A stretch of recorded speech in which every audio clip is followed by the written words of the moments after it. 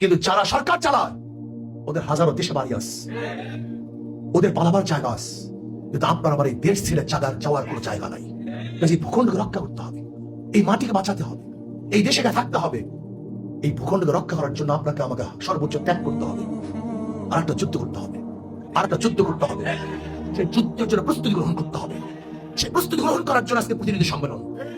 অচিরেই যখন আমাদের ইসলামী আন্দোলন বাংলাদেশের শ্রদ্ধাভাজন আমি আমাদের ডাক দিবেন, আমরা যেখানে যে অবস্থায় যেখানে থাকি না কেন রাস্তায় ঝাঁপিয়ে পড়ার জন্য রাজি আছি ইনশাআল্লাহ। সবাইকে ঝাঁপিয়ে পড়তে হবে। প্রিয় দর্শক, আসসালামু আলাইকুম।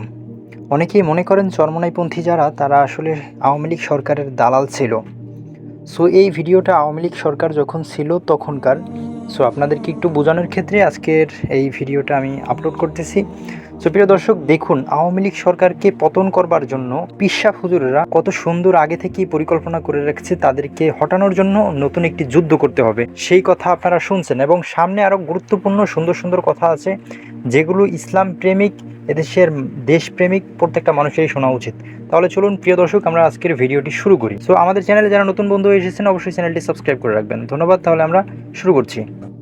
হবে না ভাই, এর দ্বারা কিছু হবে না, না হবে না। দেখেন, যত ইসলামী সংগঠনের পুরাণ দায়িত্বশীল আছে তাদের সাথে আলোচনা করলে বলবে হবে না ভাই, সম্ভব না, এটা হবে না।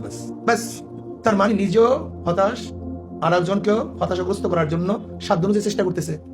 ইসলামী আন্দোলন বাংলাদেশ কিয়ামত পর্যন্ত ধরে নেন, আল্লাহ না করুক, ক্ষমতায় না আসলেও একজন কর্মীর মধ্যে হতাশা আসবে না। এর কারণটা কি? আমি এই ফজরের নামাজ পড়ছি, আজকে জোহরের নামাজ পড়লাম। আচ্ছা, নামাজ পড়ার পরেই কি আমি ডাইন বা আমি সালাম ফিরাবার পরে দেখছি নাকি আমি কি পেলাম, আমার অর্জন কি হলো? এরকম করছেন নাকি কেউ? তা নামাজ পড়লাম কেন? তো ভালো মতো বোঝার চেষ্টা করেন।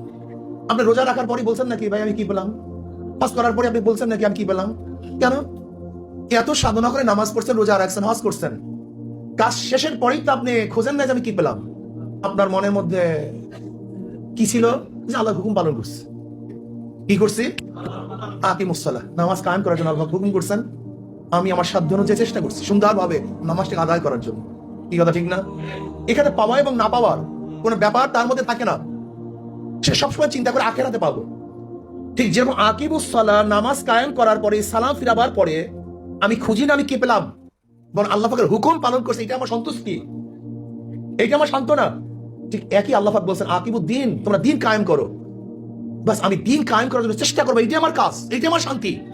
আমি শুধু দেখবো দিন কায়েমের জন্য আমি চেষ্টা করতে পারলাম কি পারলাম না। যদি এই একটা থিওরি আমাদের মনের মধ্যে ডাকে, কিয়ামত পর্যন্ত হতাশ হবো না। এটা মনে রাখবেন, ইসলামী আন্দোলন বাংলাদেশ ইসলাম হুকুমাত কায়েম করার জন্য সর্বোচ্চ চেষ্টা করাকে জরুরি মনে করে।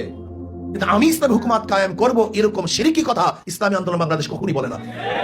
আস-সাইয়ু মিন্নি ওয়াল ইতমামু মিনাল্লাহ, আমার থেকে চেষ্টা পূর্ণতা ঘটাবেন কে? তবে আপনার সর্বোচ্চ চেষ্টা করতে হবে, জান মাল সময় কোরবানি দিতে হবে, সর্বোচ্চ কোরবানি দিতে হবে, সর্বোচ্চ কোরবানি দিতে হবে। এখানে যদি ফেল করেন তা আল্লাহর কাছে ধরা খাবেন। তাই আলহামদুলিল্লাহ এই বিষয়ে আমরা ঐক্যমত হওয়া চাই। নাম্বার আমাদের মধ্যে একটু বিভেদ থাকে, একটু খোসাখুসি, ভালো লাগে না, অমুক তমুক, এটা দূর করা চাই। ইসলামী আন্দোলন বাংলাদেশের নেতাকর্মীদেরকে, প্রত্যেকটা সংগঠনের নেতাকর্মীদের সাথে সুসম্পর্ক রাখা চাই, ভালো ব্যবহার করা চাই, আচার আচরণ ভালো করা চাই, আখলাকি হওয়া চাই। সামনে নির্বাচন আসতেছে, ইউপি নির্বাচন আসতেছে, এখন থেকে প্রস্তুতি গ্রহণ করা চাই। এখন থেকে, যেহেতু আগামী নির্বাচন ইসলামী আন্দোলন বাংলাদেশ ইউপি নির্বাচন স্থানীয় নির্বাচনে অংশগ্রহণ করবে, যেহেতু আগামী ইউপি নির্বাচন ইসলামী আন্দোলন বাংলাদেশ অংশগ্রহণ করবে, আজকের থেকেই প্রস্তুতি গ্রহণ করা দরকার। ভুল না করি, এখন থেকে চেষ্টা করা চাই, এখন থেকে ক্যান্ডিডেট নির্বাচন করা চাই, এখন থেকে প্রার্থী নির্বাচন করা চাই, কোন প্রার্থীকে ওখানে দেওয়া যায়, এখন থেকেই আমরা প্রার্থী নির্বাচন করে চুজ করি। এটা আমাদের করা দরকার। ইসলামী আন্দোলন বাংলাদেশ এখন অভিভাবকপূর্ণ এক সংগঠন, আজকে দেশ নিয়ে চক্রান্ত করতেছে, দেশ নিয়ে ষড়যন্ত্র চলতেছে। এমনকি বর্তমান অবৈধ প্রধানমন্ত্রী যে বক্তব্য দিয়েছেন, এরপরে তোর আর এক সেকেন্ড গড়িতে থাকার কোনো অধিকার নাই।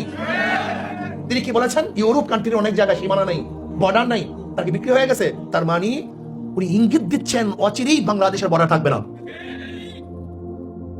উনি যে 10টা গোলামি চুক্তি করেছেন, এটা মানা যায়? উনি আমাদের ব্যবসা বাণিজ্য সব ধ্বংস করে দিয়েছেন। নেপালে মাত্র 20-22 কিলোমিটার রাস্তা, 18 কিলোমিটার রাস্তা আমরা করতে পারতেছি না। মাত্র 18 কিলোমিটার রাস্তার জন্য সেখানে আমরা ট্রানজিটের জন্য ব্যবসা বাণিজ্য করতে পারতেছি না। অথচ আমাদের বুকের উপর থেকে ট্রেন লাইন যাবে, গাড়ি যাবে, আমাদের স্বার্থ থাকবে না, এটা আমরা মানতে পারি না। আমরা এখন কি দেখছি, যমুনা সেতু মানে পদ্মা সেতু, এটা আমাদের জনগণের জন্য নয়, এটা ভারতের জন্য। আব্বাজান রহমতুল্লাহ আলাইহি অনেক আগে বলেছেন, আওয়ামী লীগ ভারতের দালাল নয়, ভারতের সরকার। কাজে ভারতের সরকার বাংলাদেশের স্বাধীন রাষ্ট্র সরকার হয় কিভাবে, থাকবে কিভাবে? এটা থাকতে পারে না। আজকে আওয়ামী লীগ সরকার লজ্জাহীন ভাবে নিজের বাংলাদেশের জন্য কোনো স্বার্থ আদায় করতে পারে না, বরং সমস্ত স্বার্থ জলাঞ্জলি দেয়। আজকে বর্ডারের মধ্যে অবৈধভাবে আমাদের দেশে মানুষ হত্যা করা হচ্ছে, সেই ব্যাপারে কোনো চুক্তি করতে পারেনি। পানি নিয়ে কোনো আলোচনা করতে পারেনি। আমাদের দেশের পণ্য সে দেশে যাবে, এরকম কোনো চুক্তি সেখানে নাই। আমাদের দেশের মানুষ সেখানে গিয়ে চাকরি করবে, সেরকম কোনো চুক্তি শেখ হাসিনার গোলাম সরকার করতে পারে নাই। আজকে আমাদের নৌবন্দর তারা ব্যবহার করবে, সেই চুক্তি করে আসছে। আজকে ব্যবসা বাণিজ্য তারা নিয়ন্ত্রণ করবে, সেই চুক্তি করে আসছে। আজকে প্রতিরক্ষা মন্ত্রণালয় আমি তারা চালাবে, সেই চুক্তি করে আসছে। আজকে আপনারা দেখেছেন সেন্ট মার্টিনের অবস্থা, মনে হয় যেন দেশটা বিক্রি করার চক্রান্ত করতেছে। ইসলামী আন্দোলন বাংলাদেশের নেতা কর্মীদেরকে সচেতন হতে হবে। আমি বলবো ইসলামী আন্দোলন বাংলাদেশের দায়িত্বশীল নেতৃবৃন্দদেরকে অচিরেই গোল টেবিল বৈঠক করুন, সমস্ত দল নিয়ে, সমস্ত প্রতিনিধি নিয়ে গোল টেবিল বৈঠকের ভিত্তিতে সেখানে আমাদের প্রোগ্রাম হাতে নেওয়া দরকার। বাংলাদেশে এই অবৈধ ভারতের সরকারের বিরুদ্ধে বাংলাদেশের প্রত্যেকটা নাগরিক ঐক্যবদ্ধ করে এমন আন্দোলন করে তুলতে হবে যেখানে ভারতের সরকার বাংলাদেশে থাকতে পারবে না। এই কাজ করতে হবে, উপায় নাই। দেশ রক্ষা করতে হবে, এই ভূখণ্ড রক্ষা করতে হবে। কারণটা কি? এখানে আমরা যে আসছি তার বিদেশে বাড়ি নেই, একজন, প্রত্যেকের বাড়ি এখানে, ঘর এখানে। সংগ্রামে অংশগ্রহণ করতে হবে। দেশের অবস্থা খুবই খারাপ, আপনি বিশ্বাস করবেন না, খুবই খারাপ, খুবই খারাপ। দেশকে বিক্রি করার চক্রান্ত চলতেছে। আজকে অধিকাংশ মিডিয়া ভারত কর্তৃক পরিচালিত, অধিকাংশ অফিসার ভারত কর্তৃক নির্ধারিত। আজকে অধিকাংশ মন্ত্রী ভারতে প্রেসক্রিপশন হয়েছে। আজকে সচিবকে ট্রান্সফার, সচিব হবে কে, এটা ভারতে ধরা হয়।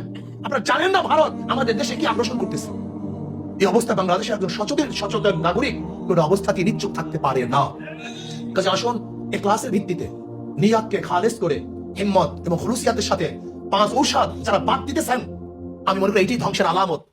যারা মুজাহিদ হয়ে চরমনায় তরিকায় এসে ইসলামী আন্দোলন করার পরে 5 ঔষধ বাদ দিচ্ছেন, আমি মনে করি এইটি ধ্বংসের আলামত। আজকে ইসলামী আন্দোলনকে ধ্বংস করতে পারছে না কেন? কারণটা কি? এর কারণ হলো এই যে এরা 5 ঔষধ পালন করার কারণে দুনিয়ার মুহাব্বত তাদের মধ্যে আসে না। এর জন্য এটাকে ভাঙতে পারে নাই, দুর্বল করতে পারে নাই। আজকে হাজারো মানুষ মুজাহিদ দেখতেছি ইসলামী আন্দোলন করার পরে এখন আর আউয়াবিন করতে চায় না, জিকির আজকার করতে চায় না, মাসিক ইস্তেমায় যায় না। আমি মনে করি এইটাই ধ্বংসের আলামত, এইটাই ধ্বংসের সূচনা। কাজে 5 ঔষধ ঠিক মতো ব্যবহার করতে হবে, 3 শর্ত এবং 3 সবক আদায় করতে হবে। যদি এইভাবে আমরা করতে পারি, পরস্পর মিল মহব্বতে আমরা চলতে পারি, তাহলে ইনশাআল্লাহ ইসলামী আন্দোলন বাংলাদেশ সামনে অগ্রসর হবে।